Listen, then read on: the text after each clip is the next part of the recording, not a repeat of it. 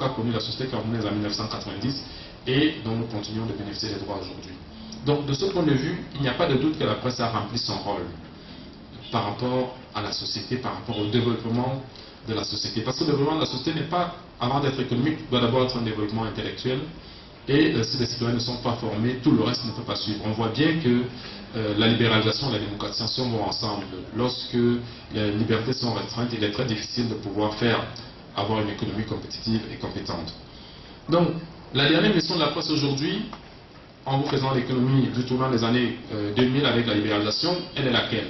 Elle est de pouvoir permettre à la presse de s'imposer comme un acteur à part entière, c'est-à-dire de devenir une industrie pour elle-même, qui lui permet de remplir pleinement ses missions, qui lui permet de développer son secteur, qui est le secteur donc, à la fois de l'information et de la communication, et de permettre aux populations de disposer d'outils leur permettant de comprendre davantage les complexités du monde. Et c'est peut-être à ce niveau que je vais revenir sur les limites que rencontre la presse de manière générale, les médias en général, et en particulier. Alors, quelles sont ces limites? Ces limites sont de trois ordres. D'abord, professionnel. Professionnel en ce sens que pour avoir des médias qui soient à la hauteur des enjeux, il faut que les médias bénéficient d'une formation, les hommes de médias d'une formation adéquate. Ce n'est pas toujours été le cas. L'environnement a dû se rattraper un peu sur le tard, mais on n'a pas toujours bénéficié de la formation des professionnels des médias qu'on aurait dû avoir par rapport à plusieurs domaines. Certes, le journalisme est un domaine essentiel qui a disposé depuis 1970 d'une école dans laquelle le docteur Alice Ngamikel et moi avons le plaisir de servir. Mais au-delà de cela, il y a tous les autres domaines des médias. Le domaine de l'audiovisuel a pris beaucoup de retard, le domaine de la production, le domaine de la cinématographie ont pris beaucoup de retard, et tous ces domaines-là impactent forcément sur le développement de la presse. Ça, c'est le premier point. D'autre part, la presse n'a pas toujours bénéficié d'un cadre structurel permettant son développement. Le cadre juridique a toujours évolué par à-coup en fonction des pressions. Il n'a jamais pu être anticipé pour permettre à la presse de se déployer convenablement dans un environnement, et il a toujours été un jeu de cession entre le pouvoir et les médias, ce qui n'est pas toujours à l'avantage de son développement. Mais également, la politique de développement même de la presse a toujours été à la traîne. C'est-à-dire que dans le cas d'espèce, les particuliers, les individus ont plus poussé à mettre en place des politiques que le contraire. La libéralisation a d'abord été actée avant d'être légalement constituée. C'est-à-dire qu'on a d'abord eu des radios privées qui ont commencé à mettre Radio Rennes en l'occurrence, d'avoir les textes juridiques nécessaires. Donc tout cela ne permet pas une vision politique de la communication qui aurait donc pu permettre le développement des médias. Par ailleurs, il y a l'organisation générale du secteur. Il n'y a pas de presse sans financement. Donc si le régime de la publicité n'est pas suffisamment organisé, si les journalistes dans leurs droits ne sont pas suffisamment protégés, il n'est pas possible de développer un secteur de la presse qui puisse être à la hauteur des attentes. Et donc par rapport à cela, pour conclure, quel va être le principal défi de la presse par rapport aux enjeux de développement? Le principal défi de la presse, c'est d'aller au-delà de ce qu'elle a fait jusque-là, c'est-à-dire prôner des idées, rendre compte de ce qui se passait et assurer la médiation. La presse doit pouvoir se constituer en véritable industrie, mais elle doit aller au-delà des bases sur lesquelles elle s'est implantée, notamment donc la presse de divertissement dans les grands centres urbains, la presse d'information ou de reliance sociale qui existe avec les radios. On a eu, avec l'appui de l'UNESCO, l'émergence des radios communautaires dans les années 90, et donc qui recentrait le rôle d'une presse locale et communautaire qui devait accompagner les populations. Ce travail-là fait partie des défis majeurs qui permettraient d'avoir des médias qui soient plus proches des préoccupations rurales et des populations de développement, que ce soit des médias simplement d'entertainment, comme on peut le constater aujourd'hui. C'est l'un des grands axes des défis de la presse. Et puis, il y a la responsabilité, malgré tout, des pouvoirs publics en termes d'appui à la presse pour qu'elle puisse se développer, de ne pas considérer la presse comme un simple instrument lorsqu'on en a besoin ou comme des adversaires potentiels lorsqu'on n'en a pas besoin, mais de considérer qu'il s'agit d'un secteur qui a besoin de se développer pleinement, qui a besoin de contribuer à son niveau à l'épanouissement et au développement économique des Camerounais et des citoyens de manière générale. Et donc ce défi-là, c'est un défi qui interpelle la presse en particulier, mais également qui interpelle tous les citoyens. Et c'est pour ça qu'il est heureux que les questions sur la communication et sur la presse ne soient plus des questions confisquées par les politiques et par les médias, mais que ce soient des questions sociales ou sociétales globales qui soient actées lors des forums comme ceci. Je vous remercie.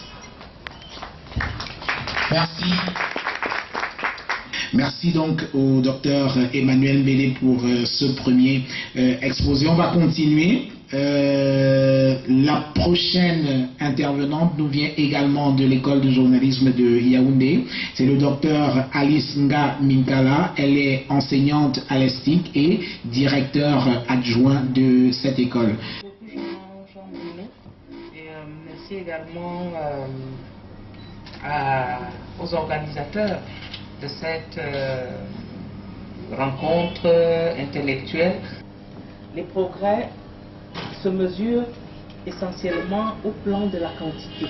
Au plan de la quantité, même si on a des petits problèmes par ailleurs, essentiellement au niveau du contenu, mais je vais revenir sur ça tout à l'heure. Donc, le développement durable, n'est-ce pas, est une notion très à la mode, c'est une notion très à la mode, n'est-ce pas, qui se définit à l'échelle du monde comme une préoccupation de développement qui satisfait les besoins du présent sans compromettre la possibilité pour les générations futures de satisfaire les besoins qui seront les leurs. Donc quand on parcourt les différentes définitions, n'est-ce pas, c'est à cela qu'on revient. Et les hommes politiques, les économistes, chacun le dit, les environnementalistes le dit à sa manière. Quelle terre allons-nous laisser à nos enfants? Quel est l'avenir? Qu'est-ce que nous préparons pour demain? Et ainsi de suite. C'est simplement le développement durable, c'est de comment, n'est-ce pas, marquer notre passage, n'est-ce pas, sur terre en laissant des traces pour ceux qui viendront après nous. C'est cela le développement durable, c'est-à-dire que dans tout ce que fait l'individu aujourd'hui, il faut qu'il pense à un avenir. Et le développement durable, le développement durable ne peut pas se limiter. C'est-à-dire que si on essaye de prendre les domaines concernés par le développement durable, c'est l'ensemble de la société. Si nous prenons simplement, j'ai voulu découper en trois, en termes au plan social, au plan de l'environnement, n'est-ce pas, ou encore au plan de l'économie. Si je prends au plan social, nous avons par exemple les questions de paix et de sécurité humaine. Il ne se passe pas un jour, n'est-ce pas, sans qu'on soit confronté aux dégâts occasionnés, n'est-ce pas, par les menaces qui pèsent sur la paix dans le monde. Regardez les conflits armés autour de nous. Regardez la question des religions. Regardez les questions, n'est-ce pas, au niveau des frontières entre les États, n'est-ce pas, et qui mettent à mal la sécurité et la paix du monde, la paix et la sécurité du monde aujourd'hui. Et l'actualité est là pour nous le rappeler, les questions de terrorisme, et on n'a plus besoin pendant longtemps, pour chercher des exemples sur le terrorisme, on allait chercher à l'étranger, on allait chercher au 11 septembre aux États-Unis, mais depuis quelque temps, n'est-ce pas, le terrorisme également fait partie de notre environnement. Donc il ne s'agit pas, lorsqu'on parle de paix et de sécurité, de se dire « je ne me sens pas concerné ». Si on prend la question des droits de l'homme, les droits de l'homme sont au cœur du développement, n'est-ce pas? Parce que tout individu a le droit de vivre dans un environnement durable, dans un environnement équitable. Il est question dans le développement durable également, il est question d'égalité des sexes. Nous avons fêté, enfin célébré il y a quelques jours, commémoré la journée contre les violences faites aux femmes. Contre les violences faites aux femmes, n'est-ce pas? Dans le monde d'aujourd'hui, chacun doit pouvoir respecter le plein épanouissement, n'est-ce pas, de l'autre. Et il n'est pas question que les hommes, sous prétexte qu'ils sont plus forts physiquement, n'est-ce pas, puissent abuser des femmes en leur faisant n'importe quoi. Si nous restons dans la société, allons sur les questions de santé. Nous connaissons, n'est-ce pas, l'importance de la santé, n'est-ce pas, dans la vie de l'individu, dans la santé économique, au plan social, n'est-ce pas, de l'individu. La santé est un élément indispensable, parce que si nous ne sommes plus en bonne santé, n'est-ce pas, c'est toute la société qui est paralysée. Et donc nous avons besoin que les individus qui constituent cette société soient en bonne santé.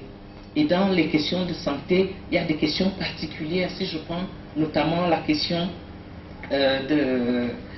du VIH-Sida, nous connaissons tous dans notre environnement des personnes, n'est-ce pas, souffrant du VIH-Sida ou en ayant souffert et qui en sont mortes en silence parce qu'elles n'avaient pas le courage, n'est-ce pas, de considérer que le VIH-Sida est un problème de société et qu'on peut vivre aujourd'hui avec le VIH-Sida et continuer à vaquer à ses activités. Donc accepter le VIH-Sida, n'est-ce pas, c'est une contribution au développement durable en acceptant qu'on peut être infecté du VIH et mener une vie tout à fait normale. Si je prends la question de l'environnement, en m'arrêtant simplement sur la question des ressources, par exemple, l'accès à l'énergie. Ceux qui vivent dans Yaoundé savent que toute la journée d'hier était une journée morte parce qu'il n'y avait pas d'électricité, n'est-ce pas, dans la ville de Yaoundé, et aucune activité liée à l'électricité ne pouvait être effectuée jusqu'à 18 heures, n'est-ce pas? Et même ceux qui viennent d'ailleurs connaissent le problème de l'eau. Le problème de l'eau, n'est-ce pas, en termes déjà d'accès à l'eau. Le nombre de coupures d'eau qu'on subit pour ceux qui ont de l'eau courante, ils doivent gérer la question des coupures d'eau. Ils doivent gérer la question du coût de cette eau. Parce que l'eau coûte cher. Ceux qui n'ont pas d'eau courante doivent gérer la question déjà de l'accessibilité. Où est-ce qu'ils prennent l'eau qu'ils consomment? Et lorsqu'ils prennent cette eau-là, à quoi s'expose-t-il? Il y a la question de la pollution. Parce que quand on vit dans les bas-fonds, les eaux qui parviennent de là-bas, c'est déjà des eaux souillées, n'est-ce pas? Et toujours relativement à la question de l'eau, lorsqu'il pleut fortement, comme jusqu'à il y a quelques semaines encore, regardez les rues de Yaoundé et de Douala, n'est-ce pas? Il y a des glissements de terrain, il y a des questions de noyade, des familles qui sont déstabilisées et ainsi de suite. Si je ne peux pas être exhaustive par rapport à la question de l'environnement. Il y a également les changements climatiques. Parce que c'est des choses dont on parle souvent dans notre environnement, mais sans nécessairement savoir de quoi il s'agit, n'est-ce pas, ni quel impact. On constate les conséquences. Par exemple, quand il pleut, les gens vous disent, oh, vous savez, les changements climatiques, on ne sait plus en quelle saison nous sommes. Nous subissons les changements, les conséquences des changements climatiques, les conséquences, n'est-ce pas, de la négligence des questions de l'environnement. Alors que si, n'est-ce pas, nous prenons le temps de nous interroger sur les causes, n'est-ce pas, et d'adopter ensemble les solutions, ce qui est présenté comme les solutions pour entraîner soit l'arrêt des dégâts, soit un changement, une inversion des tendances à la catastrophe, n'est-ce pas, nous pouvons ainsi contribuer au développement durable. Il y a également la question de l'urbanisation.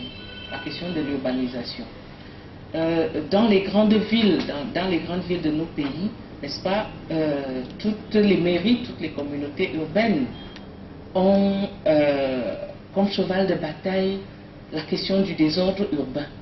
Comment apprendre à nos populations à évoluer dans un environnement urbain? C'est pas parce que l'espace urbain est là. Lorsque une brave maman part du quartier avec son brasero et son banc et autres et décide de venir briser du poisson à la poste centrale, quand on lui dit que non, ce n'est pas un endroit pour briser le poisson, elle vous dit non, c'est l'espace, le Cameroun appartient à tous les Camerounais. Ce n'est pas comme cela. Elle ne le dit pas parce qu'elle est de mauvaise foi, mais elle pense qu'elle doit le faire. Donc il y a la question du désordre urbain, des marchés qu'on crée partout, des marécages qu'on occupe de manière anarchique alors que c'est des zones non constructibles et ainsi de suite.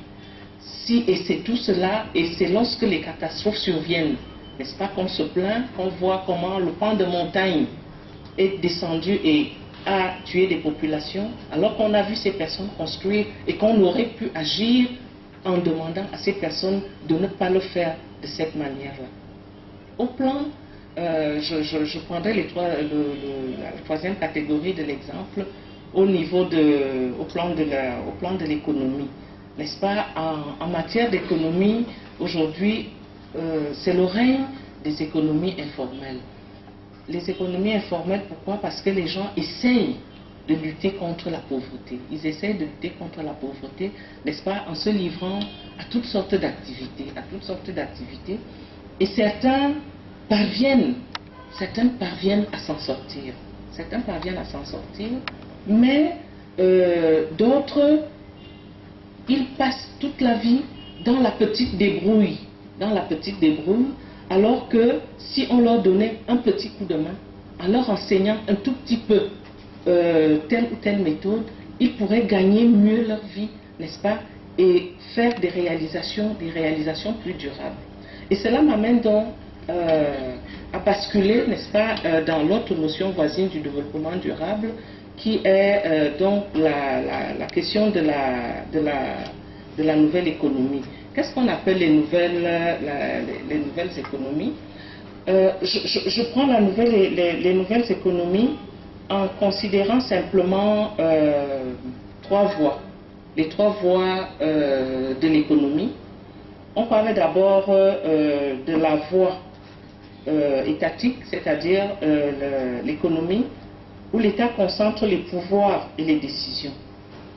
Ensuite, il y a une deuxième catégorie de l'économie, c'est l'économie de marché, qui est centrée sur les affaires, sur les business, n'est-ce pas?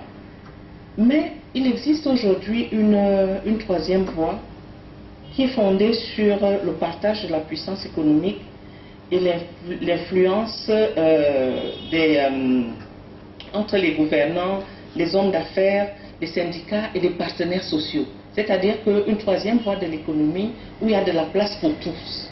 C'est-à-dire qu'aujourd'hui, en prenant part à la création des entreprises à partir de toutes petites initiatives, on peut y arriver, n'est-ce pas? Et le développement des TIC nous donne beaucoup d'exemples, n'est-ce pas? Joue un rôle très important dans le développement de la nouvelle économie, parce que les TIC ont apporté une nouvelle manière dans la circulation de l'information. Cette information va plus vite, elle est accessible à un plus grand nombre d'individus à l'échelle du monde, et surtout, elle offre des opportunités de création d'emplois à toutes les catégories d'individus. Si je prends simplement dans notre environnement immédiat, je vois que le public est essentiellement jeune. Il y a un jeune Camerounais qui est en train de trouver sa voie, n'est-ce pas, par les TIC. Je parle évidemment de l'initiative du jeune Arthur Zang à travers l'usage, à travers le cardiopad. Ce qu'on peut faire rien qu'avec une tablette aujourd'hui, n'est-ce pas, un malade du cœur à Yokadouma peut avoir les données prélevées, analysées à Yaoundé, n'est-ce pas, simplement à partir d'une petite manipulation du téléphone. N'est-ce pas? Il y a des initiatives comme ça. Au plan de l'énergie, nous savons ce que ça coûte, ce que coûte l'énergie à nos familles, la facture d'électricité, comment on la paye. Et quand on ne peut pas la payer, comment on doit bricoler pour avoir de la lumière? Tout simplement parce que nous sommes dépendants de l'énergie électrique.